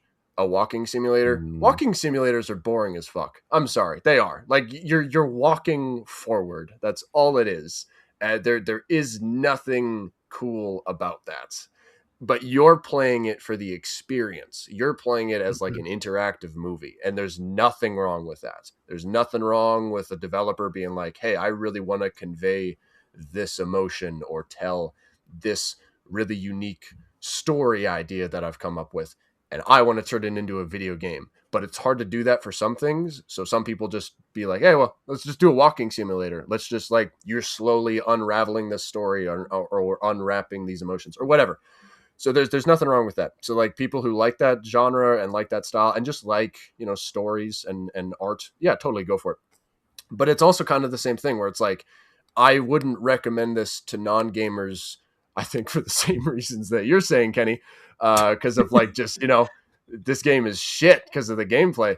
It's more so like, because I'll go back to my sister. I chose this game for her to play because I didn't know, I didn't think that certain genres would jive with her, would click with her the same that way that they have with me. So I picked this game because it's like, well, what are the pros? It's easy. It's beautiful. She loves art. She loves music. It's not, it'll teach her the basic fundamentals of a controller and of games, because she hasn't played anything in years. So there was like a lot of pros to picking certain games for her to play. So I like, you know, I downloaded a bunch of games from my library. She'll never have to buy a video game in her life, ever. She will never understand the choices that she'll have to make of like, well, this game's on sale or this one, or do I choose this? She, literally never. I am the library for her and all of my friends. I actually, no lie, I have a notebook that I keep track of where I lend this game to this buddy, or I lend this game to this friend, or I'm console sharing with this person, or okay, like I've shared these games. Like she has like 4 of my physical copies right now of games that I've just beaten. It's like, oh yeah, just use them, just play them. Let me know, just get them back to me at some point. Like I actually am keeping track like an actual library. It's crazy. Nice.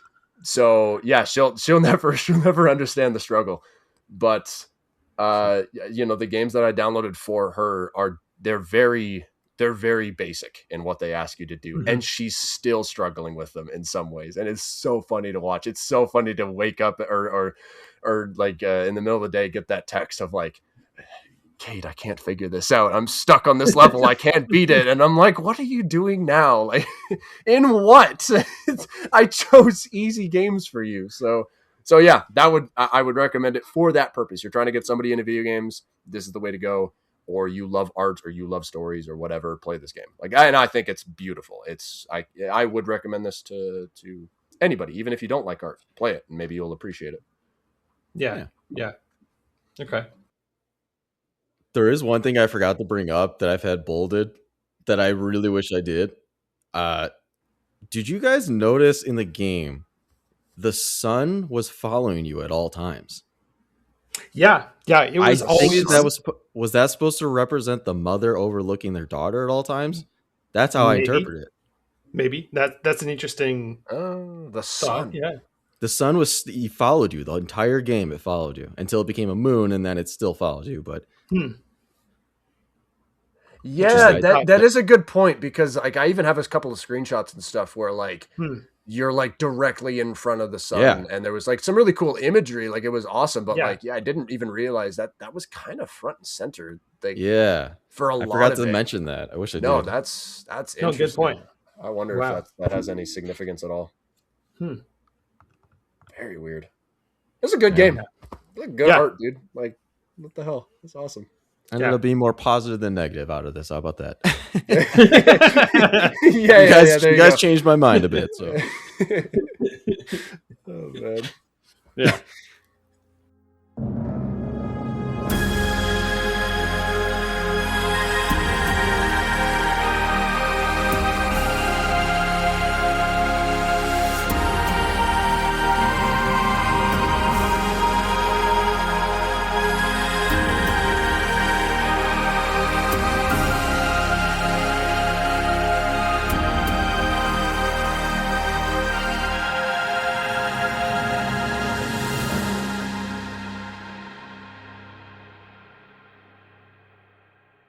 Talking about other recommendations, First of all, have either of you played the newer game from Nomada Studio called Neva or Neva? Again, not sure which way to pronounce it, but that one just got added to PlayStation Plus. Oh, you just whispered like, which one is it? I said it's both. I said it's both. It's both. Doesn't matter. It doesn't matter.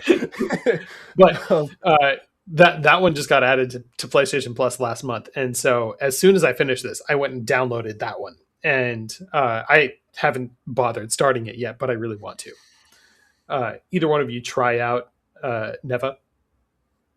I have not. Okay. Yeah, I own the physical copy for both of these games. Actually, I got the collector's editions for PS5 for both of them. Another example of hey, I spent a pretty good chunk of change on both of these games at the time, and guess what? They're both still available at the location that I bought them from, and they're like $40 cheaper on each of them. It's like, shit, should have just waited. I hate buying stuff new. That's why I'm not doing it much anymore. But I haven't played this one because there's a dog in it, and I mean, there's that website of does the dog die, right? Oh. And I might actually have to search that one up because I don't know. And my dog just died in October. So I'm like, maybe I'll wait until like 2029 to play this game when I'm like, a little bit further away from that. So I don't want to, obviously, because I don't want to spoil it for myself. I've spoiled actually a lot of movies and stuff for myself just to know, like that very simple answer, because that just kind of messes me up a little bit. I'm not a fan of that.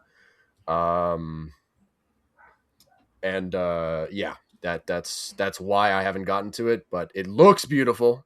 And hey, the DLC is out for anybody that didn't know. They did actually make a DLC for the game. It's got really good scores.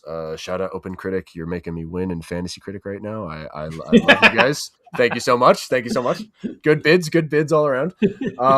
So yeah, like there is more to this game. Even if you've played this game, because it came out, I think it came out late 2024 or something like that.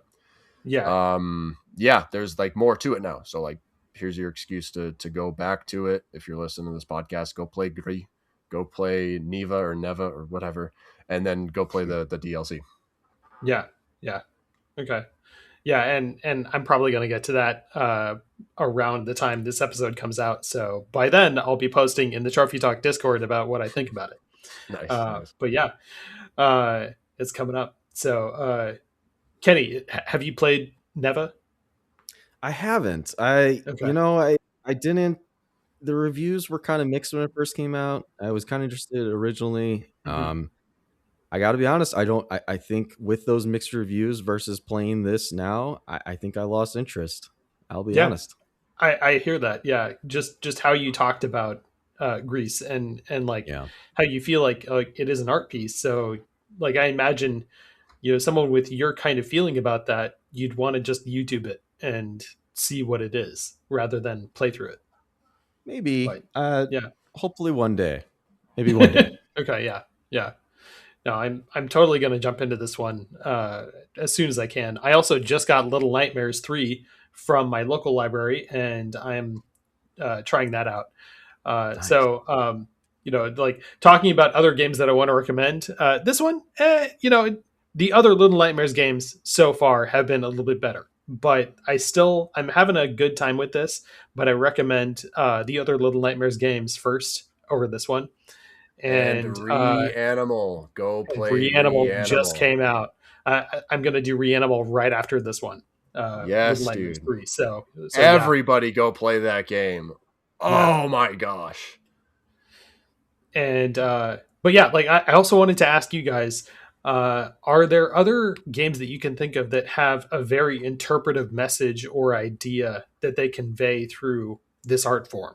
Yeah, I mean, I definitely have some. I mean, it's not exactly one-to-one. I mean, a big shout out for me is Amanita Design. Mm-hmm. They've been a huge fan of them for, it's 15 plus years now, I think. they make point and click adventures. They started experimenting other stuff, but it's very similar vibe of a painting, basically playing through a painting. I guess, to be honest, that's kind of what I wish Grease was a point and click. It needed more depth. I wanted that depth that these games give. So I'd like to shout out the Samarost, Botanicolo, and Macarinium. Those games are unbelievably fantastic. Yeah, I've played through Macarinum, and that one was really cool. That's my favorite one. So Yeah. highly recommend it. Other thing I would shout out would be very different gameplay is Sorry We're Closed. It's truly top 5, maybe top 3 game of all time for me. I played it a year ago, and Damn. I highly recommend it. It is a great game about loss and breakup and relationships and understanding that. And it's portrayed through a PS1 visualized combination of Resident Evil and Catherine from Atlas. Oh, that phenomenal. Sounds really cool. I wish if there's any game I could delete from my memory and replay, it would be that game. Interesting. Absolutely wonderful. Wow. Hey, Cortana, add Sorry We're Closed to my wish list. Oh, so good. Can't recommend it enough. It's interesting. Okay. Yeah. One that I could think of that has kind of that artistic slant to it is Sayonara Wild Hearts. And Colin and I, we talked about that one back in August. Fantastic game. So, dude, still listen to that music on Spotify every once in a while. It's so good. It's so good. I don't think I know that. Yeah. And then Kade, any games that you could think of that have this like artistic interpretation? I mean, honestly, What Remains of Edith Finch, I said it earlier. Yeah. Like the ending is up to interpretation. Firewatch, I just played through that. It's another walking simulator. Oh, I did that one last year. That was great. Yeah, it was fun. It was fun. I did that for like a video game book club that I'm a part of. So that was interesting. That was actually that was a wife recommendation as well. She really wanted me to play that one. So it was like I was up to bat. I was up to pick for that game, and I had an idea, and she literally just looked at me and she's like, no, play Firewatch. Like, oh, okay, all right. Fuck me, I guess it's fine. It's okay. I'll play that then. And it was fun. It was good. No platinum, by the way. That's a major L. I always detract like a singular point from a game. It's like you didn't put in a platinum, really? Why?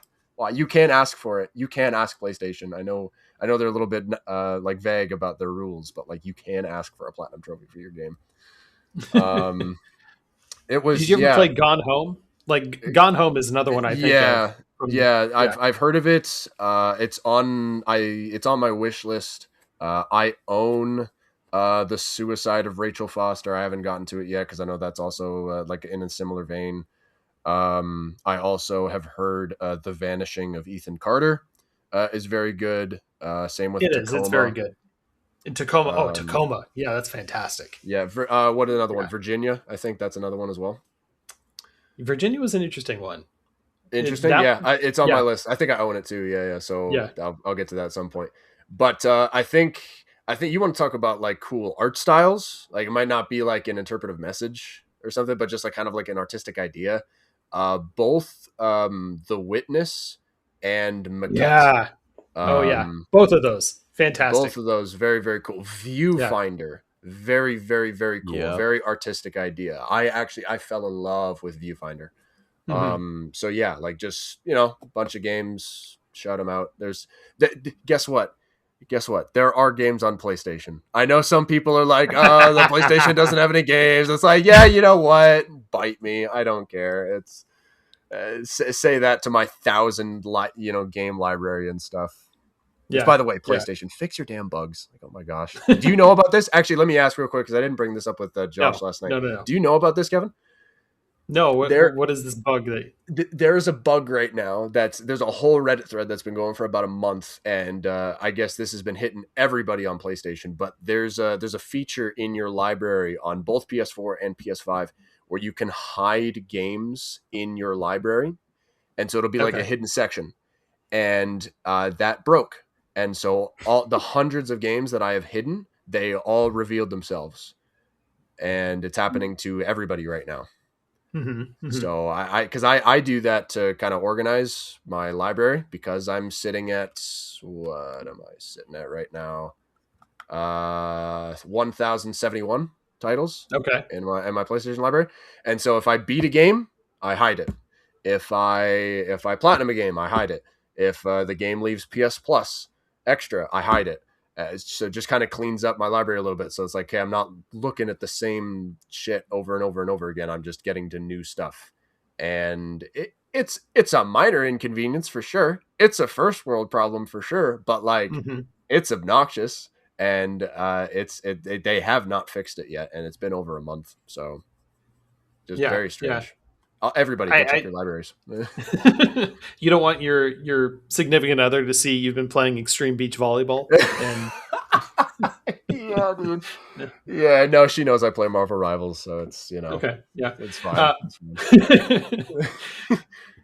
But like, okay, so like, I haven't had that problem because I generally just don't hide games on my library on PlayStation. I tend to keep a spreadsheet of games that I do own, and games that I want to play. And then once I play something to its extent that I feel like I'm done with it, then it comes off that spreadsheet, or it gets moved to another place where like I have a different spreadsheet that is just all my favorite games of all time. That's it.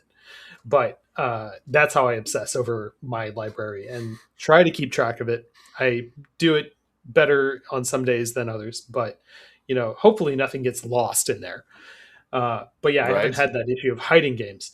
So thinking though about games that I want to recommend for anybody else, like, are there any games that you're playing right now that you want to recommend, Kade? Server Slam is up right now for Marathon. Go give it a shot because it's free. Oh, we were just talking about games with a deliberate art style. The Marathon art style is fantastic. I love it. 10 out of 10. Absolutely. Kenny, you and I were saying the same thing over Discord. Like, their art style is great. If the gameplay was just as good, or like if their concept was just as good, I would be in love with the game. I love every single thing about Marathon right now, other than the extraction shooter part. I love every single aspect.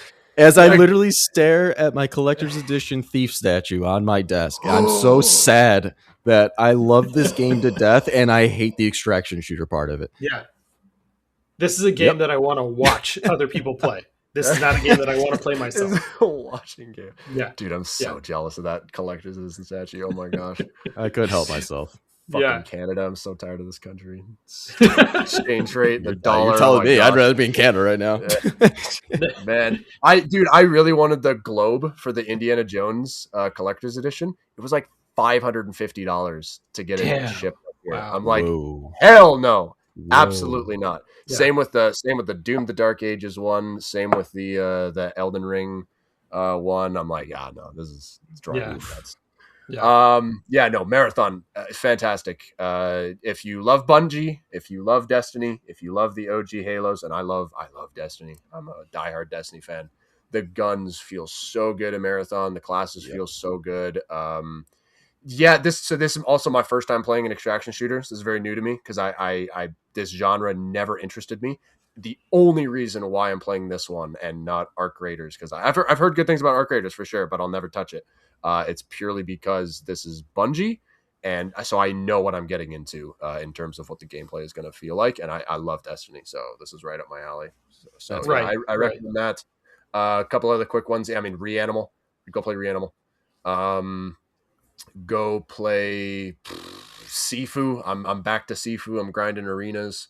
Nice. Midnight Fight Express is another beat 'em up. It's a blast. It's a good time. And then you know what? Y'all really need an excuse to go play Terraria. So I'm gonna be that excuse. It's my favorite game of all time. I have put hundreds and hundreds of hours into this game across PC, across mobile, across console. Just they pumped out even more content, and we're a decade past, a little bit more actually, the game's release, and they just put out so much content. They had a crossover with Dead Cells, they had a crossover with Pal World, they had a crossover with Don't Starve. Like they're constantly giving new stuff to players, and they do it for free. because they love this game and they love this community, and they are the highest rated game on Steam for a reason. Shout out Relogic, shout out Terraria, go play that game. You will love it, I promise. Okay. Yeah, that's awesome. I always hear you stump for that game, so it's good to hear that again. And every time. Yeah. Every time. Kenny, like, anything you want to recommend recently to play? I been playing a lot of Mugenics. I mean, everyone knows about that game at this point. Beautiful. Like that's a great game. 10 hours into it, can't wait to play more. What a ridiculous game! But I also just love Binding of Isaac, so it's very similar to that, humor and all. And then if you haven't played it, please play Kingdom Come Deliverance. Skip the first one if you want. Play the second one. I don't care. Just play one of them. It's literally the best RPG ever. I stand by that. It's literally my favorite RPG of all time. I'm replaying the second one again for the second time. I can't recognize those games enough. With how detailed that world gets in like what can affect your character, it's incredible with like the systems they thought to throw in there. Like your character is walking around a town, and if you have blood on your character from a battle that you were in, people won't talk to you, and you have to go get cleaned up to then get people to talk to you sometimes. Fascinating. Dirty, like the comments about smelling and great.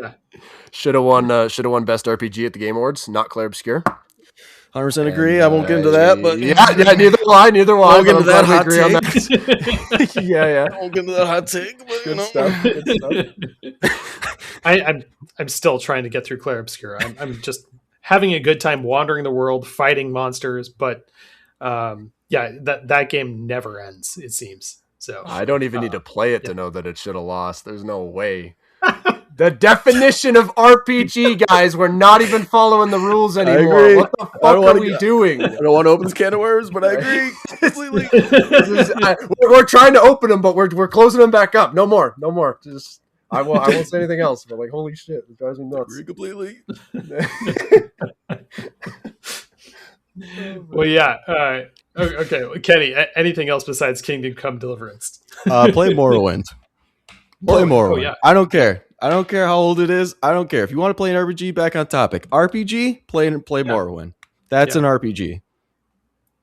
Good choice. Yeah, I highly recommend it. I never did Morrowind. I think my first Bethesda game was Fallout 3, and so Morrowind I could go back to and check that out. Fallout New Vegas for me. Yeah, solid choice.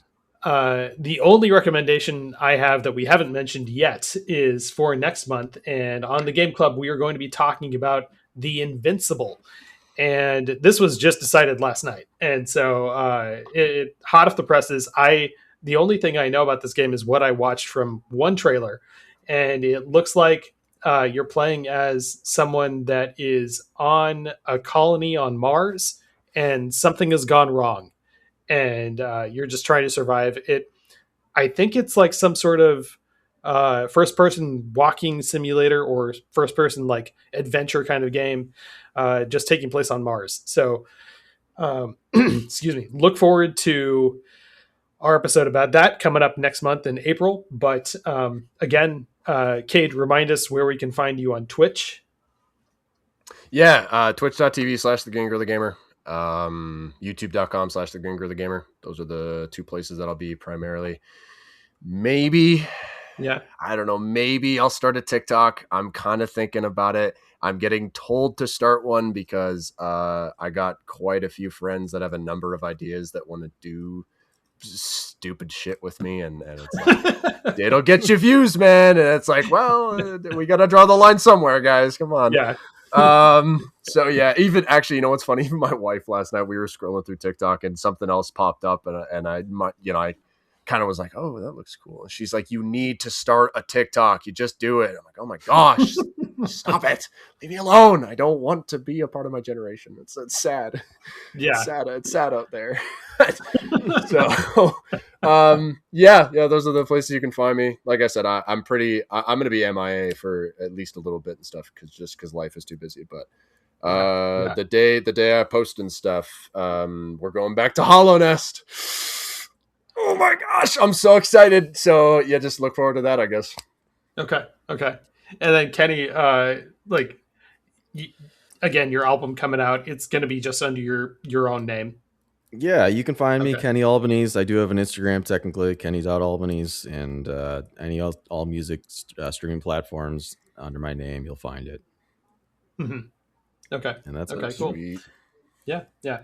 And you can find me, the Portland Kevin, on a couple of social media channels, Blue Sky, Instagram, and I check those about once a month. So I'm terrible with that. But I am on Discord most of the time under the Portland Kevin, and that's the best way to contact me. So if you'd like to contact the show, you can send me a direct message, and also you can get an invite to our Trophy Talk Discord. That's where you can submit your plat shout out, your plat images for a plat shout out on the show. Also interact with stuff. We occasionally have raffles going on in the Discord where you could win something, or competitions where whoever can earn the most trophies in a month gets something or whatever. We're constantly kicking around new ideas. And then this being March, we have an extra weekend in the month, and that means there's going to be an extra episode of Trophy Talk. So, we've got weekly episodes going up, or an episode once a week, which is going to be the Trophy Talk podcast. There's this show, then there's the Mooglecast and Surviving the Horror, but those are just 4 shows. And if we have a 5th Sunday in the month, guess what? You get a 5th episode, and it's an extra episode of Trophy Talk that is going to be going up later this month. So look forward to that because I'm going to be hosting it. And other than that, Kade and Kenny, thank you so much for talking with me about Gris for almost 2 hours. This has been a great episode. Thank you. Yeah, dude. Thanks for having me on again. Yeah. Appreciate it. It was fun. Thanks a lot. And everybody, thank you for listening. I hope you have a good day, and please remember to be excellent to each other. And I should say also, if you're going through grief, you're not alone. I hope you get through it.